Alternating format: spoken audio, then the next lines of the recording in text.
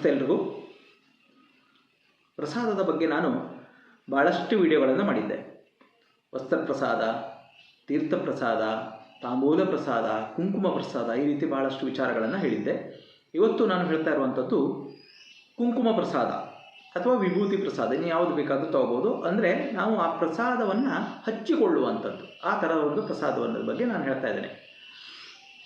ನೋಡಿ, ಕಾಮನ್ ಆಗಿ ನಾವು ಯಾವುದೇ ದೇವಸ್ಥಾನಕ್ಕೆ ಹೋದರೂ ಅಲ್ಲಿರುವಂಥ ಕುಂಕುಮಗಳನ್ನಾಗಲಿ ಅಥವಾ ವಿಭೂತಿಗಳನ್ನು ಹಚ್ಕೊಳ್ತೇವೆ. ಅದೇ ರೀತಿ ಯಾರಾದರೂ ಯಾವುದಾದ್ರೂ ಒಂದು ಕ್ಷೇತ್ರಕ್ಕೆ ಹೋದಾಗ ಅಲ್ಲಿಯ ಪ್ರಸಾದವನ್ನು ತಂದುಕೊಟ್ಟಾಗ ಸಹ ನಾವು ಅದನ್ನು ಪ್ರಸಾದ ರೂಪದಲ್ಲಿ ತೆಗೆದುಕೊಂಡು ಹಚ್ತೇವೆ. ಇಲ್ಲಿ ಈ ಹಚ್ಚಿಕೊಳ್ಳಬೇಕಾದ್ರೆ ಯೋಚನೆ ಮಾಡುವಂಥ ಒಂದು ವಿಚಾರ ಇದೆ.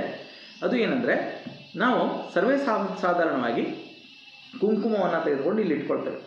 ಇಲ್ಲಿ ಹೌದಾ, ಇಲ್ಲಿ ನಮ್ಮದು ಆಜ್ಞಾಚಕ್ರ ಇರುತ್ತೆ.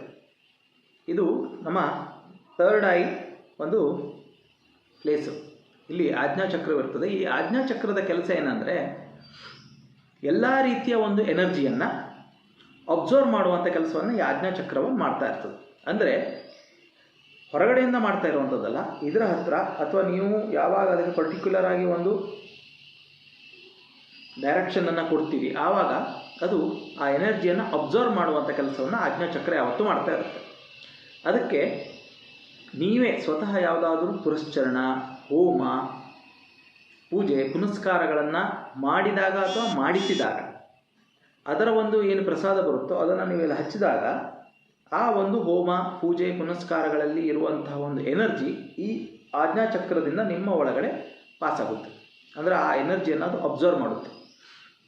ಅದೇ ರೀತಿ ನೀವು ಯಾವುದಾದ್ರೂ ಒಂದು ದೇವಸ್ಥಾನಕ್ಕೆ ಹೋದಾಗ, ಒಂದು ಕ್ಷೇತ್ರಕ್ಕೆ ಹೋದಾಗ ಅಲ್ಲಿ ಕುಂಕುಮಾರ್ಚನೆ ಅಥವಾ ಅಲ್ಲಿ ಒಂದು ಹೋಮ, ಚಂಡಿಯಾಗ ಮಾಡ್ತಾ ಇರ್ಬೋದು, ಅಥವಾ ಆ ಕ್ಷೇತ್ರದಲ್ಲಿ ಏನು ಎನರ್ಜಿ ಆಗಿರುತ್ತೆ, ಪವರ್ಫುಲ್ ಆಗಿರುತ್ತೋ ಆ ಒಂದು ಕೆಲಸಗಳನ್ನು ಮಾಡಿದಾಗ ಅದರ ಒಂದು ಪ್ರಸಾದ ವಿಭೂತಿ ರೂಪದಲ್ಲಾಗಿರಲಿ ಅಥವಾ ಕುಂಕುಮದ ರೂಪದಲ್ಲಾಗಲಿ ಅದನ್ನು ನಾವು ಇಲ್ಲಿ ಹಚ್ಚಿದಾಗ ಸಹ ಆ ಎನರ್ಜಿಯನ್ನು ನಮ್ಮ ಬಾಡಿ ಅಬ್ಸರ್ವ್ ಮಾಡುತ್ತೆ ಥ್ರೂ ಅವರ್ ಥರ್ಡ್ ಐ, ನಮ್ಮ ಆಜ್ಞಾಚಕ್ರದಿಂದ.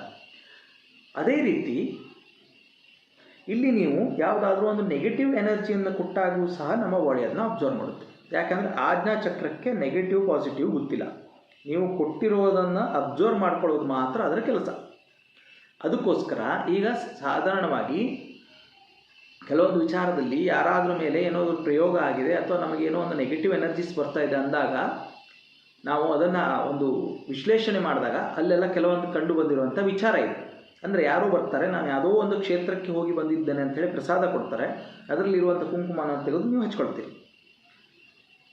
ನಿಮಗೆ ಗೊತ್ತಿಲ್ಲ ಅವರು ಆ ಕುಂಕುಮವನ್ನು ಅಲ್ಲಿಂದನೇ ಕೊಟ್ಟಿದ್ದಾರಾ ಅಥವಾ ಆ ವಿಭೂತಿ ಅಲ್ಲಿಂದನೇ ಕೊಟ್ಟಿದ್ದಾರಾ ಅಥವಾ ಬೇರೆ ಅದಕ್ಕೆ ಏನಾದರೂ ಮಿಕ್ಸ್ ಮಾಡಿ ಕೊಟ್ಟಿದ್ದಾರಾ ಅಥವಾ ಅವ್ರ ಹತ್ರ ಇರುವಂಥ ಒಂದು ನೆಗೆಟಿವ್ ಎನರ್ಜಿಯಿಂದ ವಾಪಸ್ ನಿಮ್ಮ ಹತ್ರ ಬಂದಿದೆಯೋ, ಏನು ಬೇಕಾದ್ರೂ ಆಗಿರ್ಬೋದು. ಸೊ ಯಾವಾಗ ಆ ಕುಂಕುಮನ ತೆಗೆದು ನೀವು ಇಲ್ಲಿ ಧರಿಸ್ತೀರಿ, ಅದರಲ್ಲಿರುವಂಥ ಎನರ್ಜಿ ನಿಮ್ಮ ಬಾಡಿ ಅಬ್ಸರ್ವ್ ಮಾಡುತ್ತೆ. ಸೊ ಆವಾಗ ಆ ಎನರ್ಜಿ ನಿಮಗೆ ಇಫೆಕ್ಟ್ ಕೊಡುತ್ತೆ. ಅದಕ್ಕೋಸ್ಕರ ಯಾವುದೇ ಒಂದು ಭಸ್ಮ ಇರಲಿ ಅಥವಾ ಕುಂಕುಮವಿರಲಿ, ನಿಮಗೆ ಪರ್ಟಿಕ್ಯುಲರ್ ಆಗಿ ನಿಮಗೆ ಅದು ಪಾಸಿಟಿವ್ ಎನರ್ಜಿಯಲ್ಲೇ ಇದೆ ಅನ್ನೋದೊಂದು ಕನ್ಫರ್ಮ್ ಇದ್ದಾಗ ಮಾತ್ರ ಅದನ್ನು ಇಲ್ಲಿ ಧರಿಸಿ. ಹಾಗಾದರೆ ಕುಂಕುಮ ಧರಿಸಬಾರ್ದು ಅಂತಂದರೆ ನಾನು ಅದನ್ನ ಬಗ್ಗೆ ಹೇಳ್ತಾ ಇಲ್ಲ. ಆದರೆ ಈ ಪ್ಲೇಸಲ್ಲಿ ನೀವು ಯಾವಾಗ ಧರಿಸ್ತೀರಿ ಆವಾಗ ಆ ಎನರ್ಜಿಯನ್ನು ಅಬ್ಸರ್ವ್ ಮಾಡುತ್ತೆ. ಸೊ ಇಲ್ಲಿ ನೀವು ಧರಿಸುವಂತಹ ಒಂದು ವಸ್ತು ನಿಮಗೆ ಗೊತ್ತಿರಬೇಕು, ಅದು ಪಾಸಿಟಿವ್, ಅದು ಒಂದು ಒಳ್ಳೆಯ ಎನರ್ಜಿಯನ್ನು ಹೊಂದಿದೆ, ಅದು ಅಷ್ಟು ಪವರ್ಫುಲ್ ಇದೆ. ಆ ವಿಚಾರಗಳು ನಿಮಗೆ ಗೊತ್ತಿದ್ದಾಗ ಮಾತ್ರ ಇಲ್ಲಿ ಧರಿಸಿ. ಇದು ನಾನು ಹೇಳಬೇಕಿರೋದು ಅಷ್ಟೇ. ಈ ಪ್ಲೇಸಲ್ಲಿ ನೀವು ಧರಿಸುವಾಗ ಮಾತ್ರ ನಿಮಗೆ ಗೊತ್ತಿರಲಿ ನೀವು ಧರಿಸುವಂತಹ ವಸ್ತು ಎಷ್ಟು ಪವರ್ಫುಲ್ ಇದೆ ಅಂತೇಳಿ. ಒಂದು ವೇಳೆ ಅದರಲ್ಲಿ ಏನಾದರೂ ನೆಗೆಟಿವ್ ನೀವು ಧರಿಸಿದ್ರೆ ನಿಮಗೆ ನೆಗೆಟಿವ್ ಇಫೆಕ್ಟೇ ಆಗುತ್ತೆ.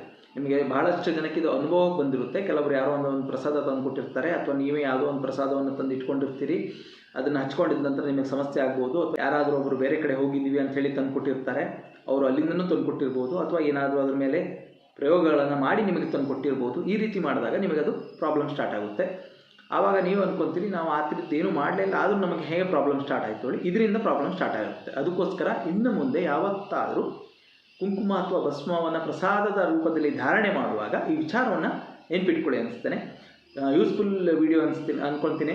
ದಯವಿಟ್ಟು ಲೈಕ್ ಮಾಡಿ, ಶೇರ್ ಮಾಡಿ, ಹಾಗೆ ನಿಮ್ಮ ಬೇರೆಯವರೆಲ್ಲ ಜೊತೆಗೂ ಇದನ್ನ ಹಂಚ್ಕೊಳ್ಳಿ ಅಂತ ಹೇಳ್ತೇನೆ. ನಮಸ್ಕಾರ, ಒಳ್ಳೆಯದಾಗಲಿ.